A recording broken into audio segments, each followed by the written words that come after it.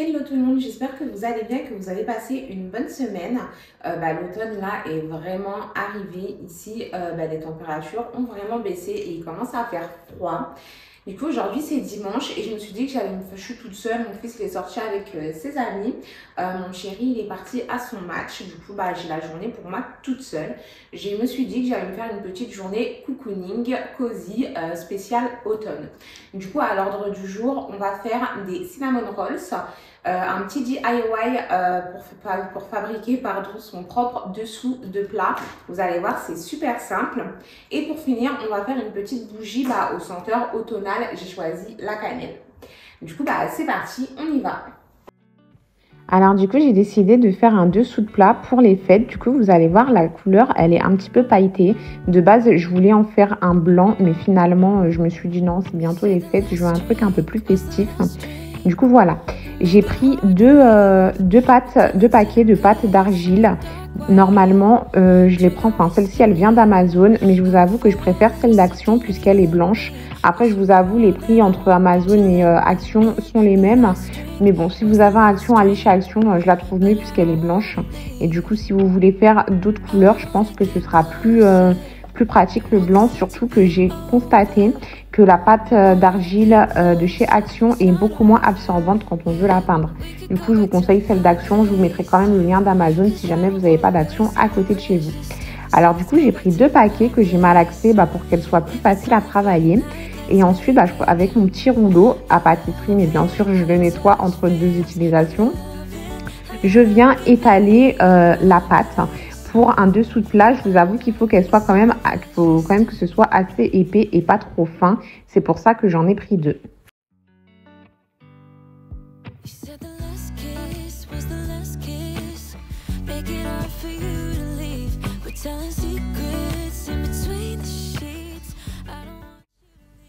Ensuite, quand j'ai estimé que l'épaisseur est assez bonne, je viens prendre un plat pour faire le contour.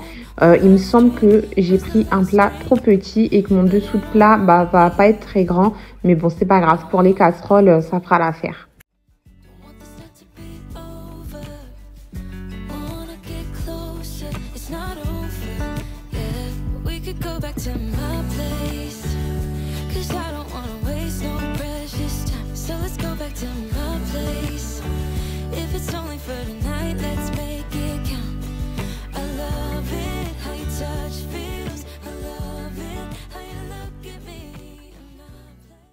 Une fois que ça c'est fait, je viens prendre un petit bol d'eau avec une petite éponge pour bien lisser le dessous de plat. Puisque comme vous voyez, il y a des petits accros, etc. Avec l'eau, ça va bien tout lisser. Et ensuite, on va laisser sécher. Vu que c'est un dessous de plat et que c'est quand même assez épais, c'est très long à sécher. Peut-être en été, ça va plus vite. Mais là, je vous avoue, avec les températures qui baissent, l'humidité, etc., ça a mis une semaine pour que ce soit bien sec.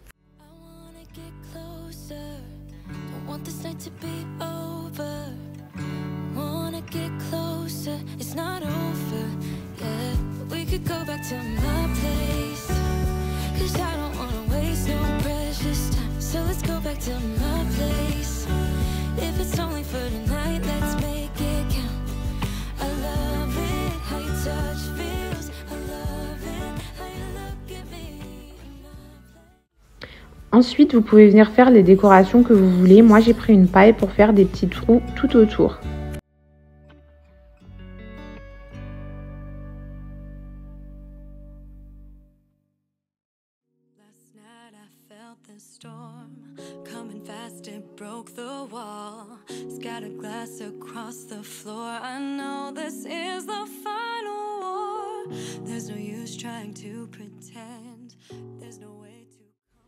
Alors voilà, comme je vous ai dit, ça a mis une semaine à sécher, mais en tout cas maintenant c'est bien sec.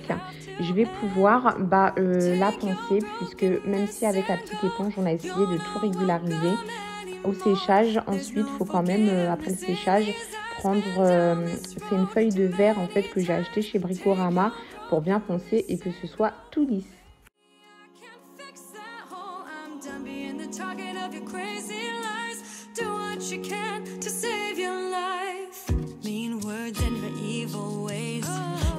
strongest person break.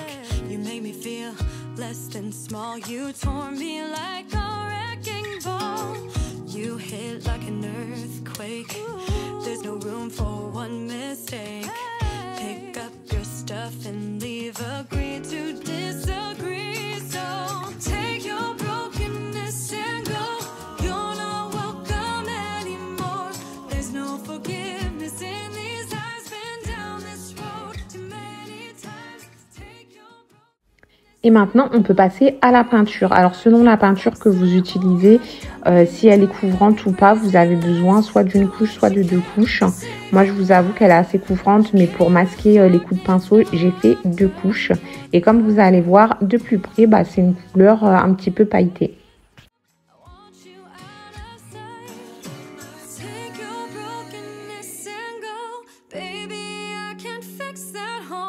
done being the target of your crazy lies. Do what you can to save your life. Take your brokenness and go. You're not welcome anymore. There's no forgiveness in these eyes. Been down this road too many times. Take your brokenness and go. Baby, I can't fix that hole. I'm done being the target of your crazy lies. Do what you can to save your life.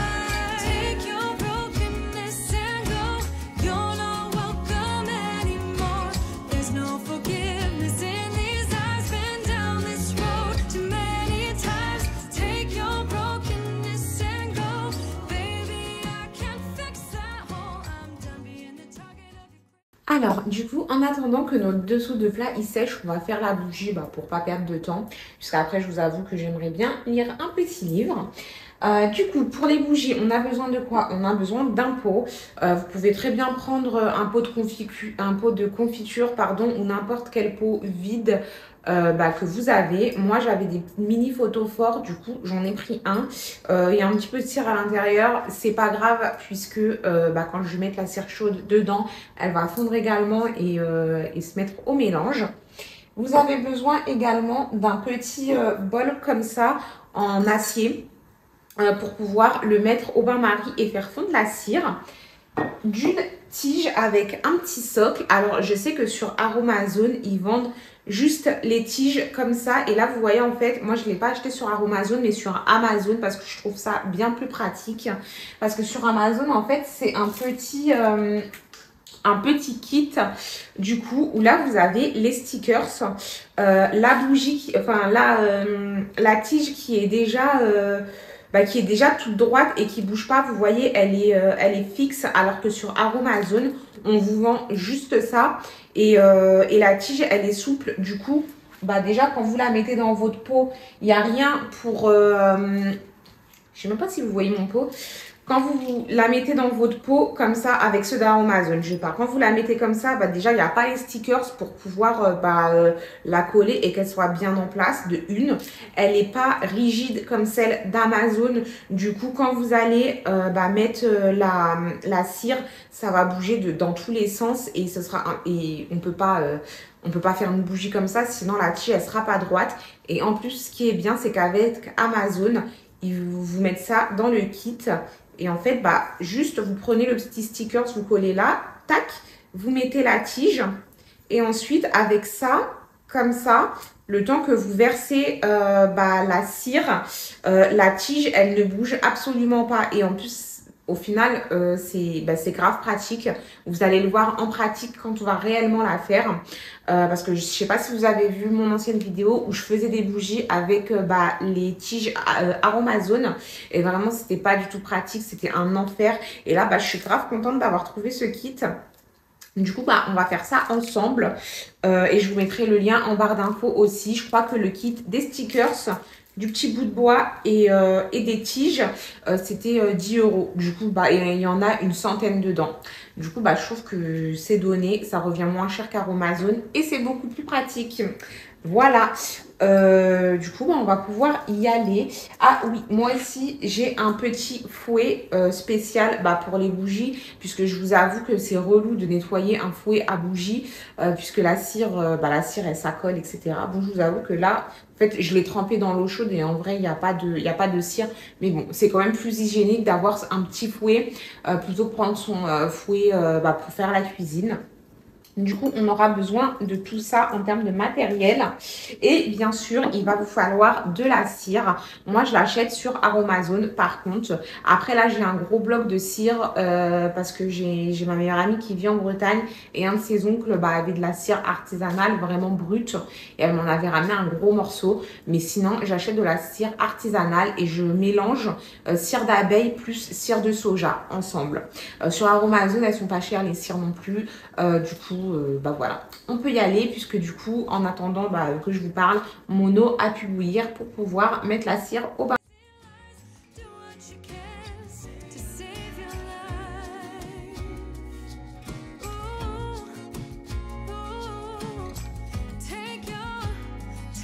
Alors du coup, en attendant que la cire fonde, je viens installer mon kit à bougies. Comme je vous ai dit, le petit stickers que je viens coller au fond du pot. Et ensuite, j'insère le bâton en bois pour pas que la tige bouge pendant que je verse la cire.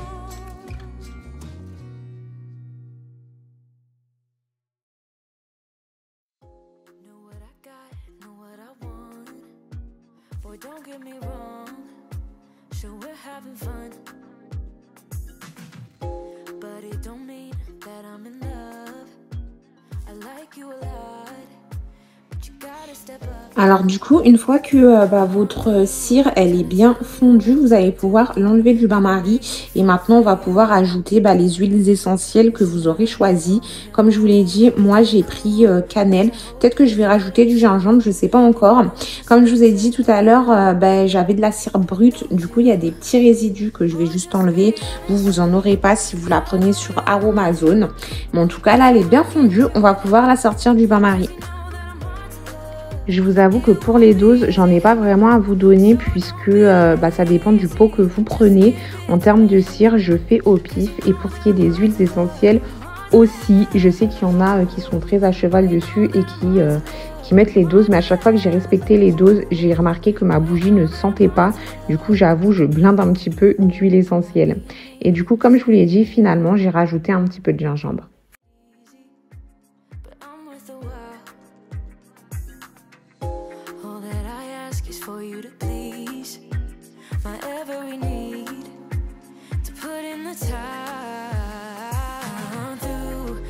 Tell you what to do, how to make me fall for you. You should learn that on your own. I play cool, cause I hope you pick it up soon. And you know just what to do, don't you?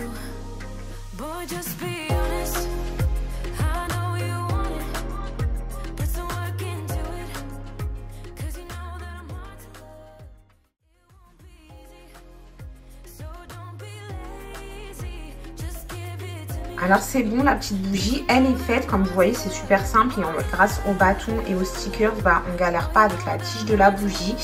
Vous pouvez voir que là, elle commence déjà à durcir. Du coup, c'est pour ça qu'il faut faire vite en la sortant du bain-marie pour mélanger les huiles essentielles. Du coup, là, c'est bon. On va pouvoir attendre qu'elle durcisse. Si vous êtes pressé, vous pouvez la mettre au frigo. Ça fonctionne aussi, ça va plus vite. Moi, je vais juste la laisser comme ça jusqu'à ce qu'elle durcisse. Je préfère laisser toute la nuit. Comme ça, je suis sûre qu'il n'y a pas d'endroits qui ne sont pas encore bien solidifiés. Du coup, voilà. Et après, on va pouvoir couper la tige à une bonne hauteur et s'en servir. On va pouvoir s'attaquer au vernissage du dessous de plat pour pas que la peinture s'abîme quand vous allez poser vos plats dessus. Du coup, c'est simple. Juste vous versez un petit peu de vernis et vous allez voir que ça sèche très vite.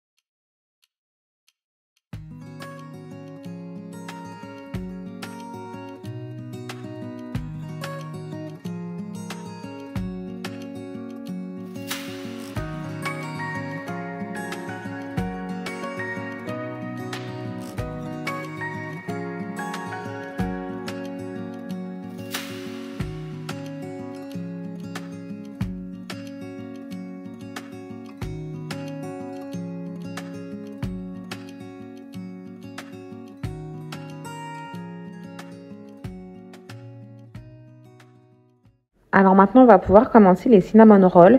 Et pour ça, je commence par faire chauffer mon lait et de l'eau pour tiédir le mélange. Quand c'est tiède, je viens rajouter ma levure et je laisse reposer environ une dizaine de minutes. En attendant que le mélange repose, je vais aussi faire fondre mon beurre.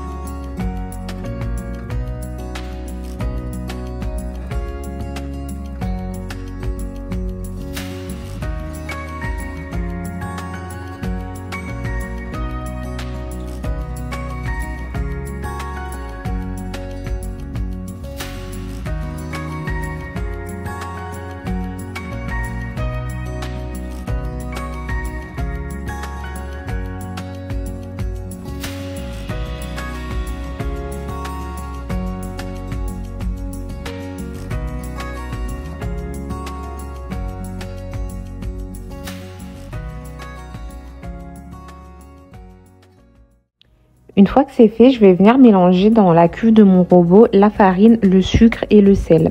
Je mélange un petit peu et ensuite je vais venir ajouter le mélange lait, eau, levure, l'œuf, la vanille et le beurre fondu.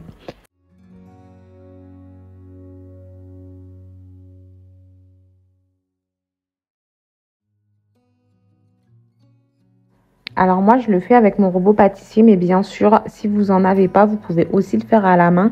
Il faudra juste pétrir un petit peu plus longtemps.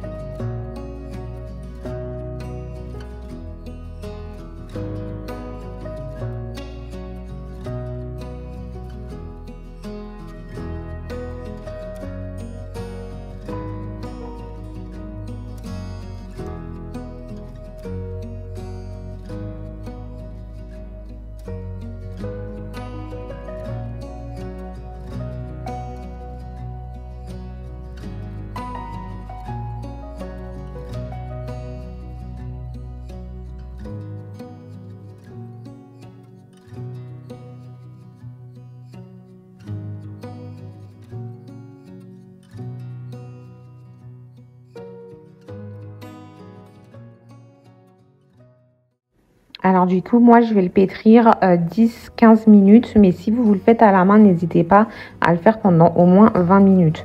Quand vous voyez que la pâte se décolle des bords, vous pouvez l'enlever du bol et la mettre dans un autre récipient, la recouvrir d'un chiffon et la laisser reposer 1 heure minimum.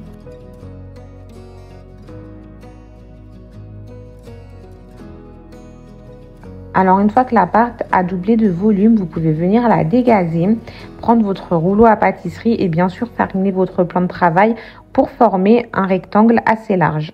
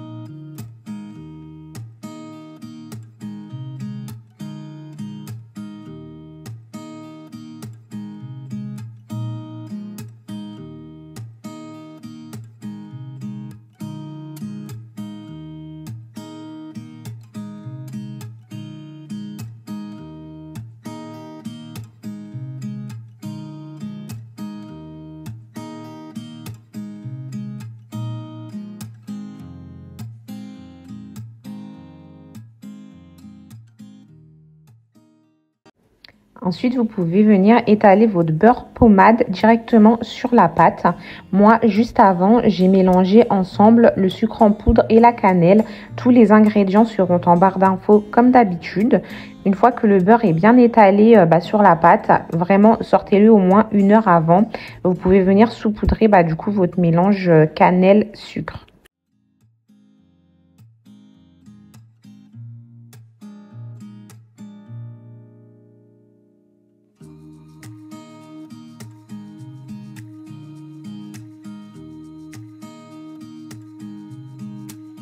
Maintenant, on va pouvoir venir replier notre pâte sur elle-même et venir couper des morceaux du boudin. Moi, j'ai au préalable beurré et fariné mon moule puisque je n'aime pas les moules en silicone. Mais bien entendu, si vous en avez, il n'y a pas de souci, vous pouvez aussi l'utiliser. Mais je trouve que les moules en silicone, quand la pâte grossit en cuisant, j'ai l'impression que ça déforme quand même assez les gâteaux. Du coup, j'aime bien utiliser des moules basiques. Une fois que vos petits boudins sont dans le plat, vous pouvez les remettre sous un chiffon, excusez-moi, et laisser reposer encore une petite heure.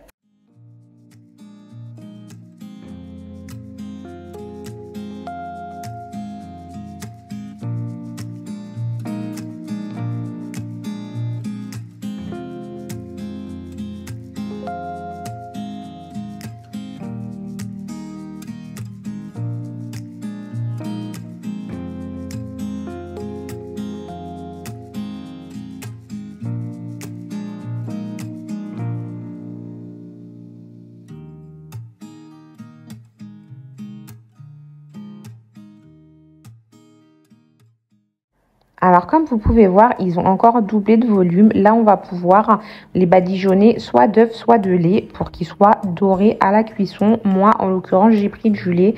Mais bon, ça, c'est comme vous voulez.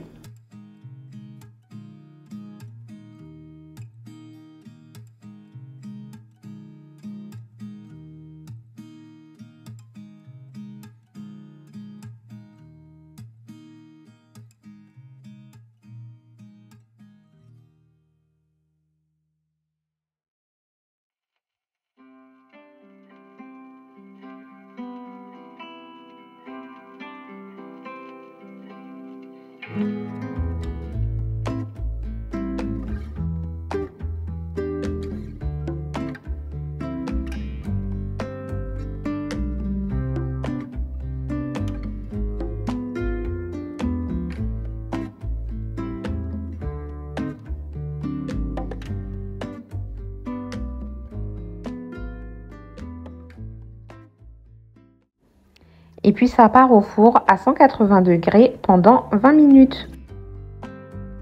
Alors pour le glaçage, moi j'ai utilisé du mascarpone, du sucre glace et de la crème liquide. Comme d'habitude, tous les ingrédients seront en barre d'infos. Du coup, j'ai mélangé ça et puis on a juste à tout faire couler sur les cinnamon rolls et ce sera prêt.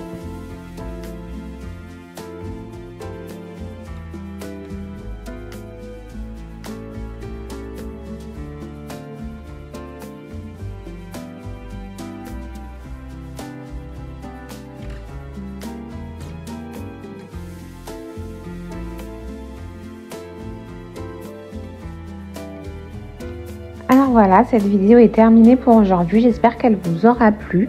Et comme d'habitude, si vous avez aimé, n'hésitez pas à vous abonner et à liker. Si vous avez des questions, n'hésitez pas non plus à me les poser en commentaire. Je vous dis à la semaine prochaine. Bisous!